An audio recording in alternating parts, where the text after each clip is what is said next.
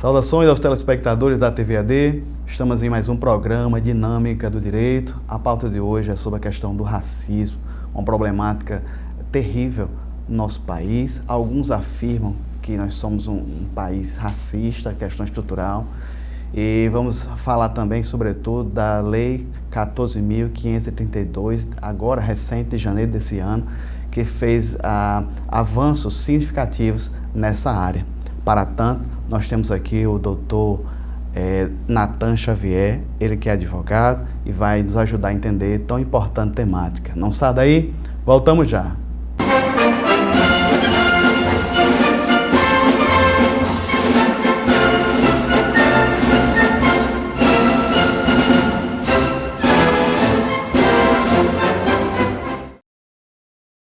Estamos de volta com o programa Dinâmica do Direito. A pauta de hoje, por demais, importante, que vamos debater a questão do racismo no nosso país e os institutos, as legislações, os avanços para tentar inibir esse tipo de prática. Temos aqui o doutor Nathan Xavier, ele que é advogado, que vai nos ajudar a entender tão importante temática. Doutor Nathan, seja bem-vindo pela primeira vez ao Dinâmica do Direito. Na verdade, muitos dos nossos telespectadores não conhecem Vossa Excelência, mas o senhor é formado em Direito aqui pela nossa querida UNP, é verdade? Exatamente. De antemão, gostaria de agradecer ao convite ao programa Dinâmica do Direito. Sou advogado, atuo principalmente na área criminal e sou formado pela Faculdade de UNP. Nós vamos, doutor, falar durante esses blocos sobre a questão do racismo. Nós falamos que é um problema, uma problemática. Alguns afirmam que nós somos um país racista, questão estrutural. Desde a questão do Brasil colônia, enfrentamos problemas nessa área. Mas o primeiro bloco, normalmente, nós queremos ainda conhecer ainda mais o entrevistado e também servir como quebrar um pouquinho e deixar o senhor mais à vontade. Como foi que o senhor se atraiu, primeiramente pela área jurídica e depois escolher pela missão da advocacia? Sempre eu tive muito interesse na área jurídica. Eu trabalhava na área industrial. Diante disso, minha família, existem diversas pessoas que são da área policial, e eu cheguei a olhar e a observar que eu gostava de fato do direito. E não só do direito, mas da área criminal. Para você ter ideia, muitas vezes eu me deparei olhando artigos sem nunca ter nem ter um princípio básico do direito. Logo entrei na faculdade e pensei, vou fazer a faculdade. E até hoje estou na faculdade da vida, porque o direito é uma faculdade para a vida inteira. Uma faculdade agora dentro da advocacia. No caso específico, doutor, a bacharel em Direito tem muitas portas, muitas linhas para ele seguir. A promotoria de justiça é uma delas, a magistratura e o próprio magistério ensinar em sala de aula. Mas a advocacia em si, essa chamada, esse fogo que arde em todo advogado, como brotou em Vossa Excelência? Foi durante o curso? Foi nas cadeiras? Na realidade, eu entrei no curso querendo ser policial e possivelmente delegado, em razão de algumas pessoas da minha família. Mas quando eu estava nas cadeiras, como o senhor citou, eu descobri que eu tinha a maior vontade era de defender. Não só de defender, mas de ser um pesquisador, de sentir realmente, de fato, esse fogo que o senhor falou, que é justamente o fogo do direito, o fogo do advogado, o fogo de estar no campo de batalha. E aqui estou. Eu costumo dizer que eu não trabalho, como muitas pessoas falam, eu não trabalho, porque passa a hora, passa os momentos, passa o tempo e eu estou no escritório. Quando eu não estou no escritório, eu estou em casa. É um amor que só quem é advogado sabe qual é o amor de ser advogado. O senhor falou que advém da área industrial, mas eu me lembro de Vossa Excelência no fórum. O senhor como servidor ali nos atendendo de maneira muito polida, aqueles atos processuais. Na época, salvo engano, ainda era o processo físico, salvo engano. E eu admiro ainda mais Vossa Excelência pela coragem e ousadia, porque muitos se acomodam com aquele emprego, com aquela função. E como foi o desafio, assim, convencer a si mesmo? Talvez, não sei se o senhor enfrentou algum conselho de algum familiar para não fazer, para não abandonar aquele emprego, aquela função. Como foi esse momento? Muitas pessoas confundem. Na realidade, eu não fui servidor. E muitas pessoas confundem isso. Eu fui estagiário. E muitas pessoas acham, até hoje, e vêm me perguntar se eu era servidor. Porque realmente, numa idade um pouco avançada, a idade igual os demais, todo mundo pensa pela forma que eu trabalhava que eu era servidor. Mas eu trabalhava de estagiário lá, trabalhei 3 anos de estagiário, e também trabalhava por fora, em outras funções. Entendeu? Então eram as duas. E quando eu trabalhava lá no fórum, foi onde veio maior força ainda para ser advogado. Assim, o senhor, não sei se era a sua idade, né? Não sei se era a maneira do senhor nos tratar, mas assim, eu particularmente, eu fui enganado como os outros também foram, porque nós percebemos, normalmente num jovem estudante, nós percebemos uma insegurança, nós percebemos ali uma certa timidez, mas o senhor, mesmo estudante, quero aqui refazer aqui meus parabéns ao senhor, quero refazer, muitíssimo obrigado, que mesmo sendo estudante, o senhor passava uma segurança de que aquilo que o senhor estava fazendo iria acontecer. O senhor ia falar com o secretário, o senhor ia falar com o chefe de gabinete, o senhor ia falar até com o juiz. Salvo engano, certa vez o senhor disse, não, vou falar com o magistrado. E os atos aconteciam. Então, eu quero aqui refazer no caso, minhas parabenizações, minhas congratulações, porque mesmo naquele momento o senhor já tinha um perfil de uma pessoa de atitude. Obrigado. Obrigado. Realmente, de fato, eu estudava muito. E quando eu entrei na faculdade, eu vi que era aquilo realmente que eu queria. E quando eu comecei a estagiar, algumas pessoas perguntaram, mas você vai estagiar? Eu disse, vou estagiar. Vou passar todas as etapas até chegar onde eu quero. E hoje estou como advogado. Muitíssimo obrigado pelas palavras. Ainda resta alguns minutos, doutor Natan, nesse bloco. Eu queria já introduzir um pouquinho a temática e perguntar, o senhor considera o nosso país um país racista? É uma pergunta que não é fácil, né? Que cada um vê o racismo de uma maneira. Eu, a pele mais clara, né?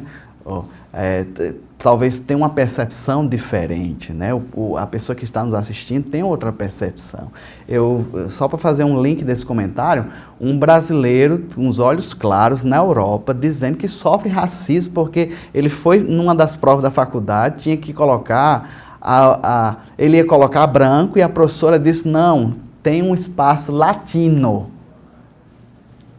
Então, existem vários tipos de preconceito. Mas o nosso Brasil, voltando para o nosso Brasil, o senhor considera o nosso país racista? Sim, eu considero o Brasil não só racista, mas racista com pitadas de hipocrisia. Até mesmo porque eu sofri já um racismo. Puramente é injúria racial. Eu sofri no supermercado uma vez e a pessoa realmente, de fato, cometeu o crime do artigo 140 e parágrafo 3º. Me chamou de negrinho, sado meio negrinho e tal. E quando eu fui procurar para saber quem era a pessoa já tinha ido embora. Porque eu ia representar, porque era meu dever de cidadão. O senhor já era, só um parênteses, o senhor já era da área jurídica, já era advogado? Já era da área jurídica, foi recente. Foi isso que eu tenho, foi justamente em razão disso que eu comecei a me aprofundar na área do racismo e na área da injúria racial. Que eu comecei até a ser convidado por alguns programas, porque, em razão de dar alguns debates, eu comecei a estudar e a me aprofundar sobre o assunto. Eu disse, peraí, só por causa da cor da minha pele, estou sendo tratado diferente. E eu comecei a notar que algumas pessoas não sabem nem o que é racismo. Elas cometem o crime e quando você fala, isso é racismo. Ele fala, não estou cometendo racismo, não. Porque possivelmente não sabe nem o que é. Quer dizer, comete o crime, mas não sabe que está cometendo o crime. Tá entendendo? Então isso aí é horrível. Isso aí é uma parte cultural que temos, que só quem realmente sofre são as pessoas que têm uma cor diferente. Muito bem, estamos conversando aqui com o Dr. Natan. Dr. Natan, assim, vamos ter um programa inteiro para falar sobre essa temática, sobre essa questão dos avanços dos institutos, das legislações, para tentar inibir essas práticas nefastas no nosso país. Então vamos ter todo um espaço ainda. Eu vou chamar aqui o intervalo, mas já antecipando aqui que vamos ter grandes conversas e avanços aqui juntamente com o Dr. Natan Xavier. Então sai daí, voltamos já!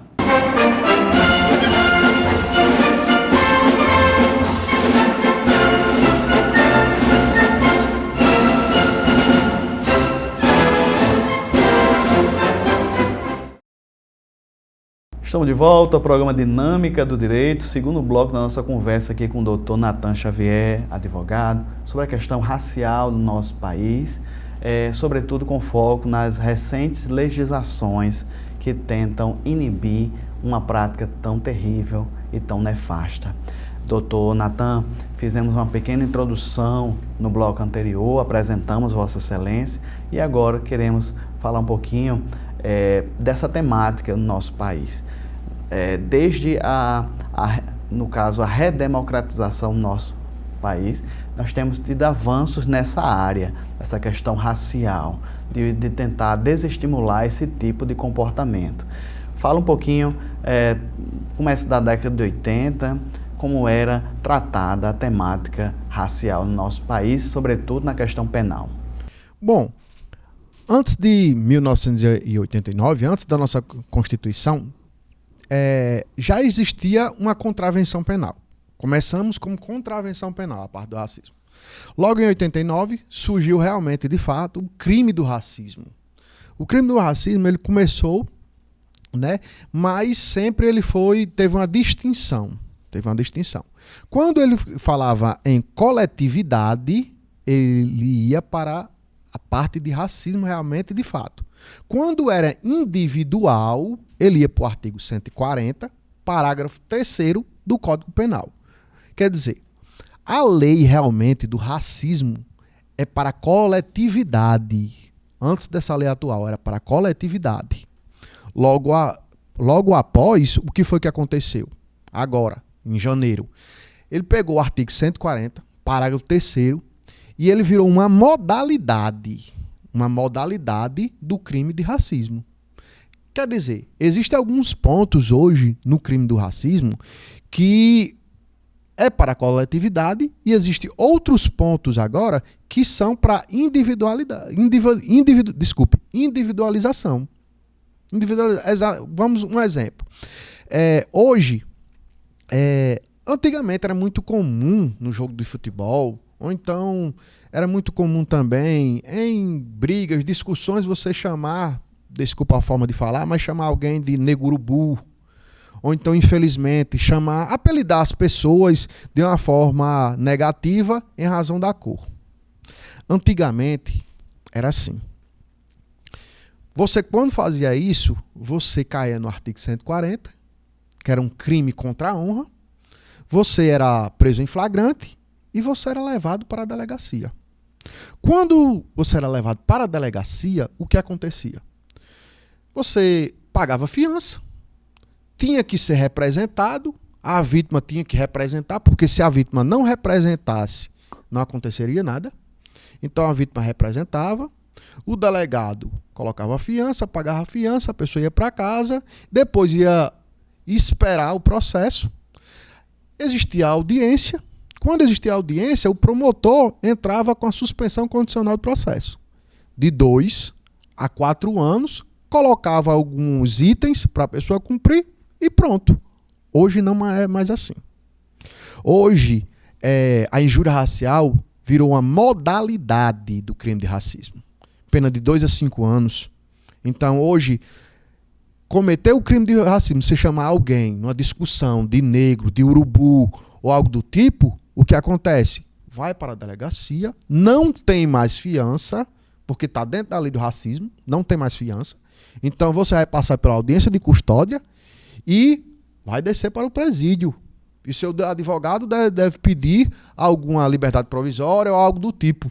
Quer dizer, existiu uma mudança agora drástica na lei e importante também. Então, foi essa mudança principal que existiu daquela época até aqui.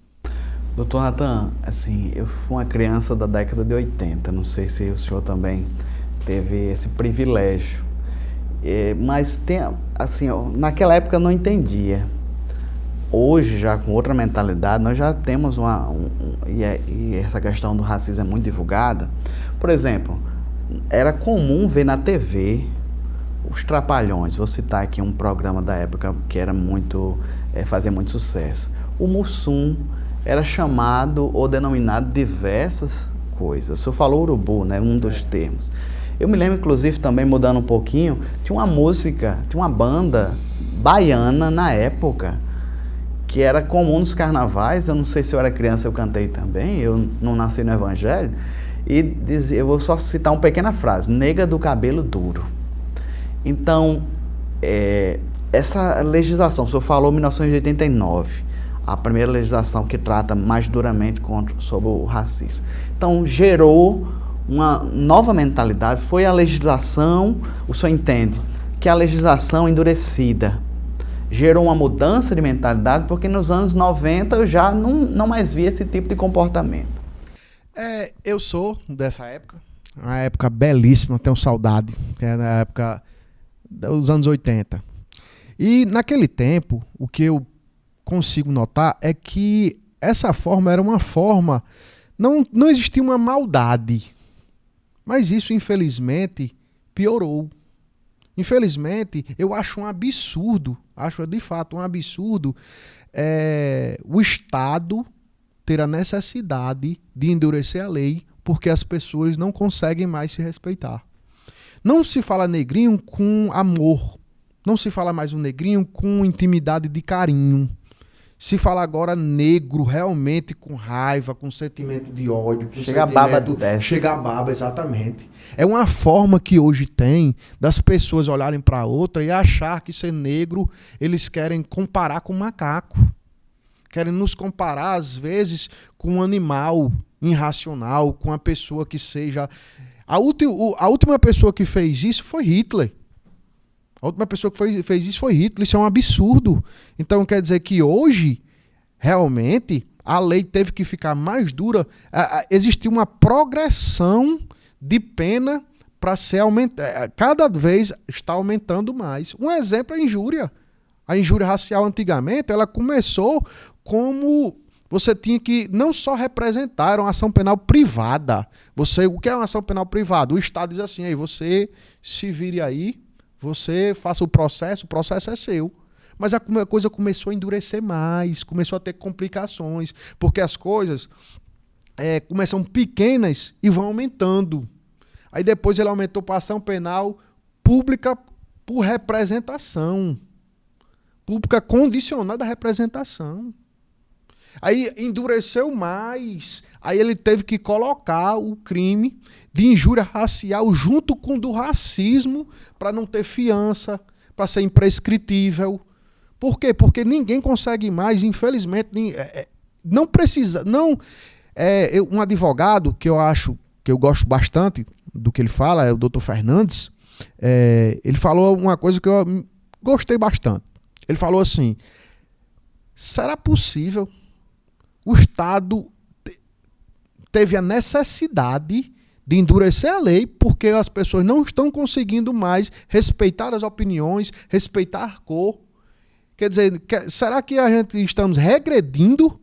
Será que o pessoal não consegue ver que o desastre da década de 1940, com a Segunda Guerra Mundial, a razão realmente, de fato, do preconceito, porque o preconceito é comparável com os judeus, é compatível com o dos negros, muitas vezes. Existem algumas pessoas que acham que os negros são diferentes. Isso é triste. E realmente a lei agora teve que ser mudada. Doutor Nathan, lembrei aqui de um caso, eu acho que foi salvo engano, em Porto Alegre. Um grande supermercado, e que um dos clientes estava lá, vou citar o nome dele, né, João Alberto, que foi na mídia toda em 2020, foi muito levantado pela mídia esse caso. Ele teve um desentendimento com uma das atendentes e foi convidado para sair por um dos seguranças.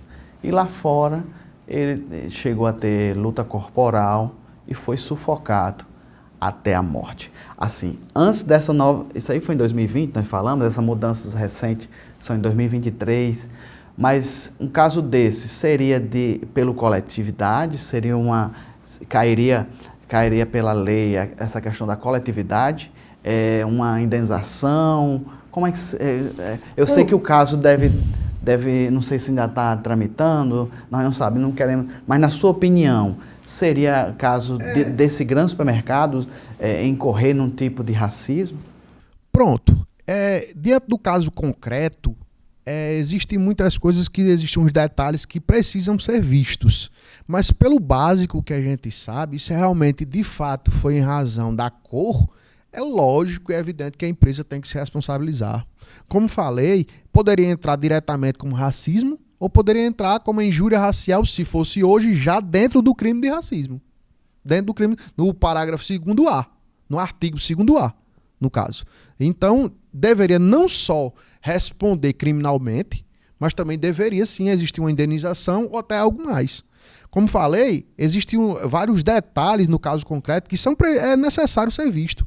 E não, você falou esse exemplo, mas outro exemplo também é de um jogador que eu vi uma vez aí no exterior que rebolaram uma banana. Rebolaram uma banana, quando ele foi chutar, ele pegou a banana e comeu. Que coisa horrível comparar uma pessoa com um animal, entendeu? Denegrir, chamar uma pessoa de macaco. Aonde estamos? Na realidade é essa. Será que realmente ninguém está vendo isso? E o Estado, como é para proteger as pessoas, como eu já tinha falado, tem que endurecer a lei. Teve a obrigação de endurecer a lei.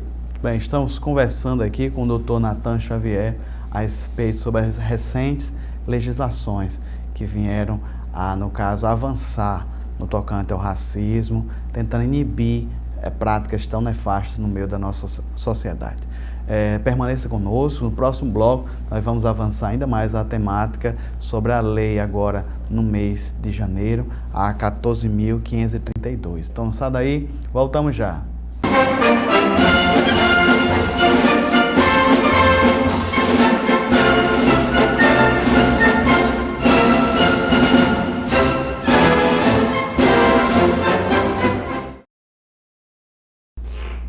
Estamos de volta ao programa Dinâmica do Direito, aqui com a nossa conversa com o Dr. Nathan Xavier. Ele que é advogado, que atua também, sobretudo, na área criminal.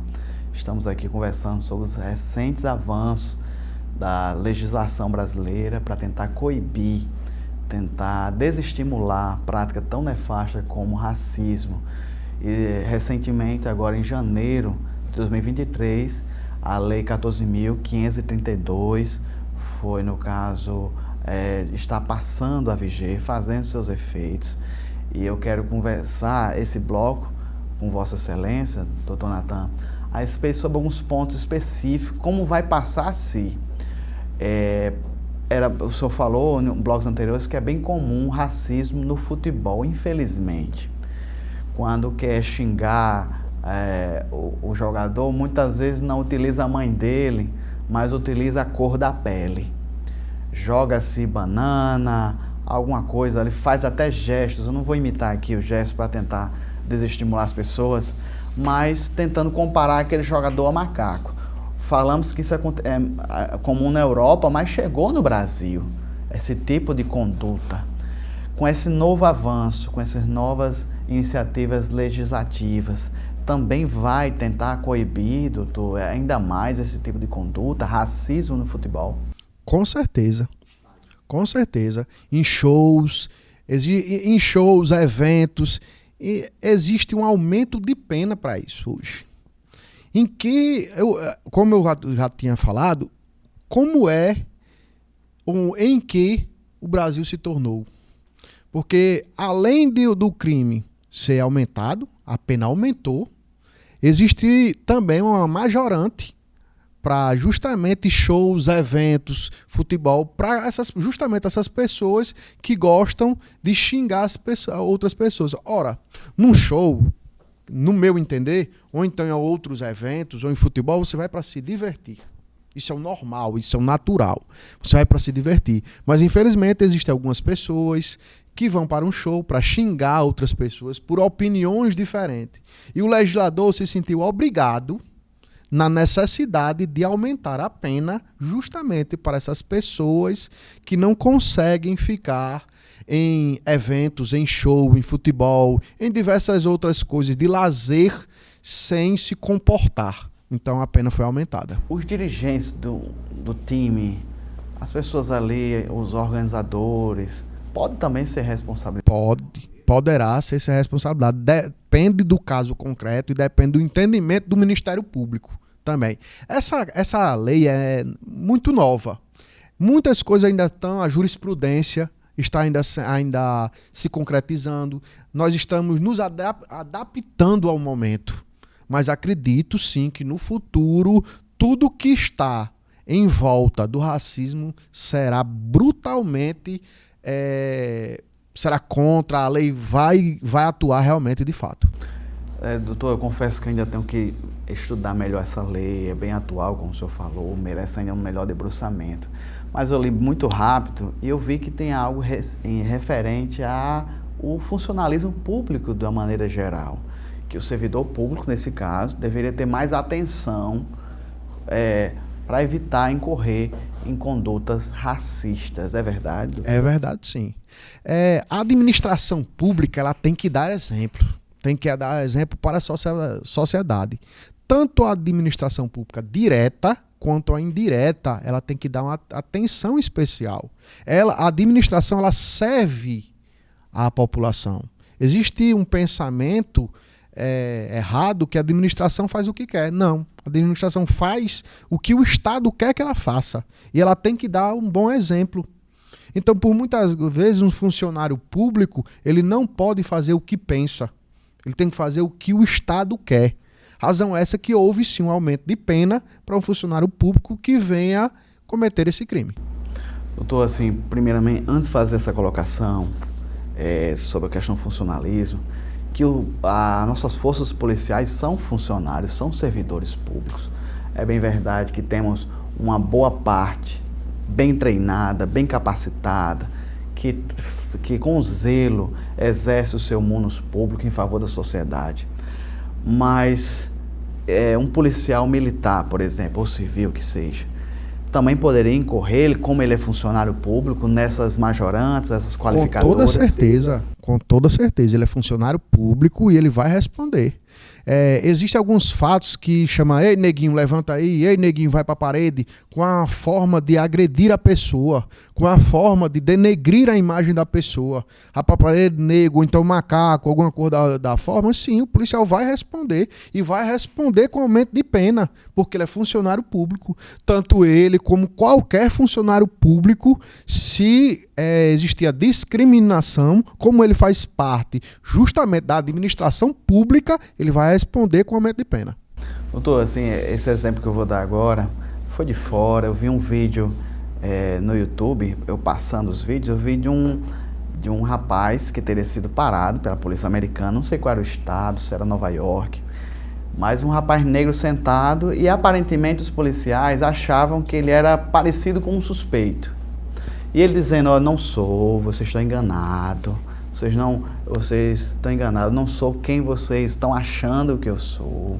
E sem pedir documentos, os policiais pegaram ele e já algemaram. Você está resistindo, vamos algemar você. Aí o rapaz dizia, pegue minha carteira, olhe os meus documentos, eu não sei se o senhor chegou a ver. Assisti. Olhe minha carteira, meu inglês não é muito bom, eu estava lendo as legendas, né?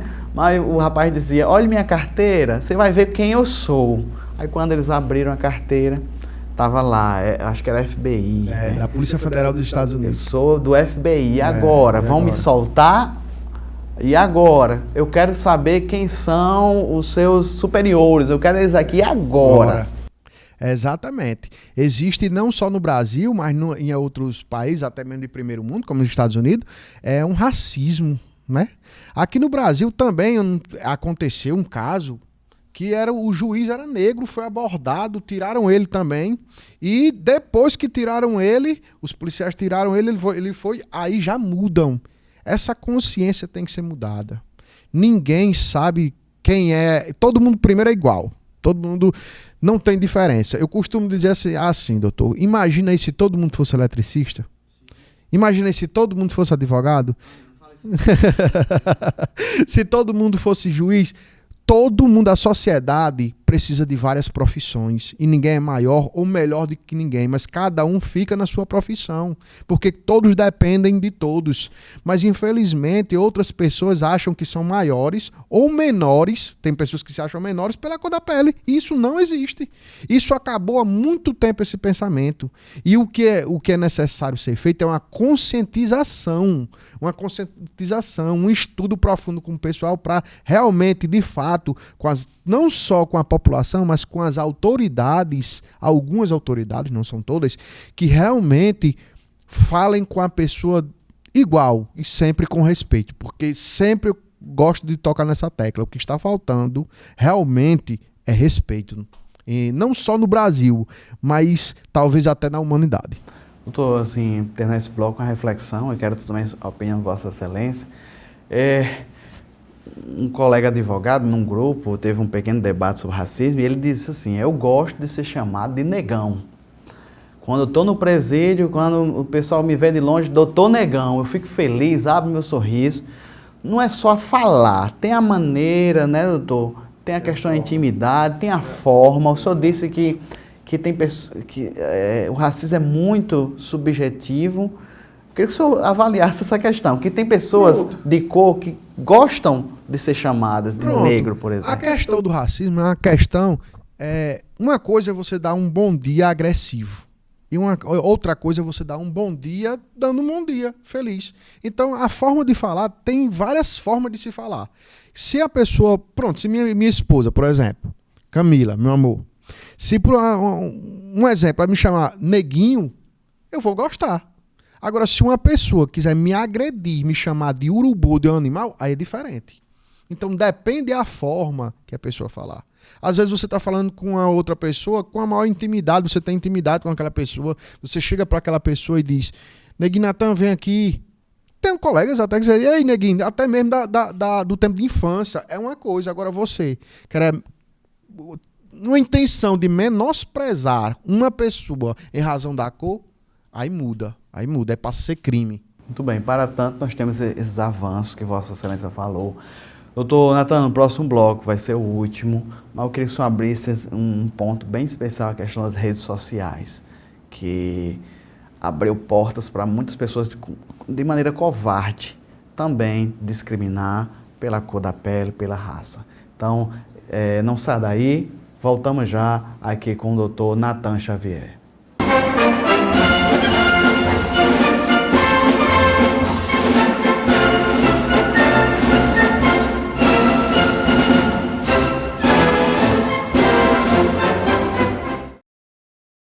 Estamos de volta, o último bloco da nossa conversa aqui com o doutor Natan Xavier, advogado aqui de referência na nossa cidade de Mossoró, falando sobre os avanços legislativos para tentar coibir a prática nefasta do racismo. Estamos falando, sobretudo, pela Lei 14.532, recentemente, agora de janeiro de 2023, já surtindo seus efeitos. Doutor Natan, já aproximando das considerações finais, mas vamos colocar os pingos nos is, tentando acertar a temática e finalizar. Redes sociais, doutor Natan. Hoje, qualquer pessoa com um smartphone e em conexão na internet pode produzir conteúdo, seja questão de comédia, seja um documentário, seja jornalismo. Hoje, a internet, as redes sociais deram essa liberdade. Mas, nesse momento, as pessoas podem também correr em práticas preconceituosas, sobretudo pela cor da pele, pela origem da pessoa. Minha pergunta, doutor, é sobre essa questão de produção de conteúdo. Vamos falar primeiro do flagrante, né? Se o vídeo está lá no YouTube, doutor, a declaração foi feita, foi publicada, alcançou umas visualizações. Como é que faz essa questão do flagrante em si? É um flagrante indefinido? Primeiro falar que existem muitas pessoas que acham que a internet é terra de ninguém, que não vai dar nada, que a gente pode fazer o que a gente quiser, que não vai acontecer nada. E isso não existe. Internet é a mesma coisa que você falar para uma pessoa pessoalmente. Não existe diferença alguma. A questão dos vídeos de racismo antes da lei, não tem efeitos. Não tem efeitos. Porque a lei é após a lei que começam os efeitos. Após a lei. Agora em janeiro, para frente, começa a ter seus efeitos. Para trás, não tem efeitos. Não tem esses efeitos. E já na questão de diversas pessoas que ficam falando nas redes sociais, existe um aumento de pena para essas pessoas de redes sociais. Essas pessoas acham, por muitas vezes, que peraí, eu vou falar e depois eu vou deletar. Também tem isso. Pensa que não, vou deletar e acabou-se. Não. Já existem sistemas, tá entendendo? Que você consegue muito bem rastrear.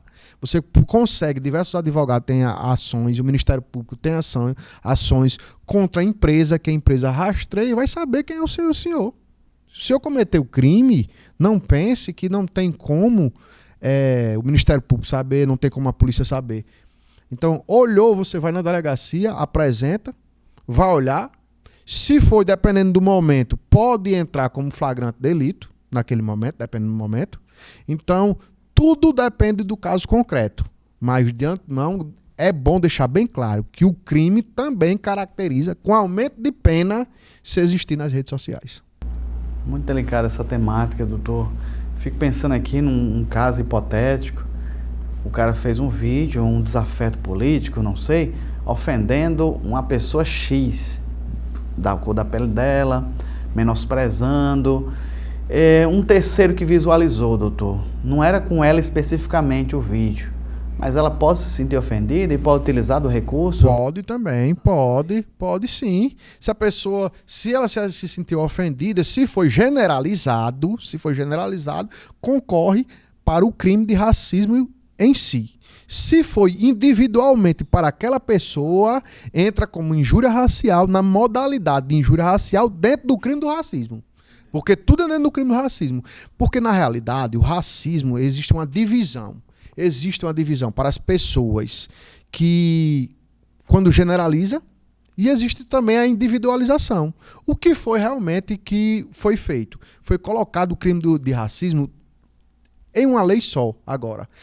Antes você pegava do artigo 140 e quando era individual, e outras vezes, quando era coletivo, pegava da lei do racismo em si. Agora não. Na própria lei do racismo tem a parte individual e também tem a parte coletiva. Eu acho que o senhor falou nos blocos anteriores, e no último bloco, geralmente, nós fazemos esse apanhado, doutor, ressaltando. A injúria racial ainda precisa de advogado, doutor? Como é que é? Exatamente. A injúria racial é o seguinte: a injúria racial, como falei, é uma modalidade do crime de racismo. Sendo assim, o legislador colocou uma coisa muito importante, que agora a vítima é obrigado que a vítima tenha um advogado. Não só o acusado, isso não fala que o acusado não vai ter advogado, não. O acusado vai ter advogado, mas a vítima também vai ter um advogado. Nathan, por que você acredita que é necessário que a vítima tenha um advogado, que já tem um Ministério Público, para dar uma assistência maior? Porque por muitas vezes a pessoa se sente agredido e é necessário que um advogado esteja lá. Porque sabemos que o advogado é uma pessoa mais próxima do seu cliente. Não que as outras não sejam, mas que a advocacia é uma coisa mais próxima, é para dar um apoio jurídico maior para aquela pessoa que foi vítima clara de um racismo na modalidade de injúria ou até mesmo na modalidade geral. Doutor Natan, nem sempre as pessoas podem ou têm condições de contratar um advogado. Nesse caso da hipossuficiência, a questão da pobreza mesmo, ela pode se valer das defensorias públicas? Com certeza, a Defensoria Pública está aí para isso. Então você não tem condições de constituir um advogado. Vai na Defensoria Pública, a Defensoria Pública vai lhe assistir, tem a obrigação constitucional de lhe assistir. E a própria lei fala, quando a lei fala em advogado, não fala só advogado, fala advogado ou defensor público. Bem, doutor, já vamos avançando para as considerações finais. Essa pauta ainda vai, como o senhor mesmo falou nos blocos anteriores, é uma lei recente. Com certeza os tribunais vão se debruçar sobre a mesma, vai ser pacificada as jurisprudências nesse sentido. Mas em nome da TV AD, em nome do pessoal de casa que estão nos assistindo, o meu muito obrigado. Vossa Excelência abriu um espaço na sua agenda. Como nós falamos, o senhor é uma referência aqui na advocacia criminal. Com certeza não foi fácil o senhor estar aqui, mas eu quero agradecer com todo carinho as suas explanações, até a sua experiência de vida. O senhor abriu aqui um pouquinho a sua intimidade, falou sobre situações que o senhor teria acometido, inclusive contra a própria pessoa. Então, isso aí não é todo mundo que tem essa simplicidade e humildade para trazer esses fatos que o senhor foi acometido. Isso demonstra a grandeza com que o senhor encara essa temática e nos traz também a maneira aguerrida da sua advocacia. Demonstra que o senhor o senhor faz assim, traz até à tona fatos seus para mostrar que isso é espúrio, que racismo deve ser combatido. No Brasil é velado, bem verdade, não é escancarado assim como os Estados Unidos, por exemplo, que até na década de 60 tinha ônibus para negro, ônibus para branco, escola para negro, escola para branco, assim, não era institucionalizado como lá fora. Mas aqui no Brasil ainda é gritante essa temática. E o senhor, com muita propriedade, com muita grandeza, como nós falamos, falou de um tema tão delicado. Então, em nome do pessoal de casa, o meu muito obrigado e já fica aberto as suas considerações finais. Quiser interagir com o pessoal de casa, fique à vontade. Bom, eu gostaria de agradecer a todos, todos os telespectadores. Gostaria de agradecer ao programa Dinâmica do Direito. Esse programa é muito importante. Venho falar para você que gosta ou tem uma opinião sobre racismo, que você mude a sua opinião para não ser necessário que o Estado esteja contra você. E muito obrigado pelas palavras e são só essas. Muitíssimo obrigado. Muito bem. O doutor Natan Xavier nos ajudou a entender os avanços legislativos no combate essa prática espúria na nossa sociedade, que é o racismo em si. Tivemos agora, em janeiro de 2023, a Lei 14.532, doutor Natan, de maneira com muita propriedade, falou sobre os avanços da mesma, nos ajudou a entender que o Estado e a sociedade não mais tolera, tenta endurecer ainda mais contra esse tipo de atitude espúria, como nós falamos. Permaneça com os cultos, permaneça com os eventos. Esse aqui foi o programa com o doutor Natan Xavier, advogado, e até a próxima temática, na verdade, com pessoas do naipe e da grandeza do doutor Natan. Que Deus abençoe a todos. Meu muito obrigado.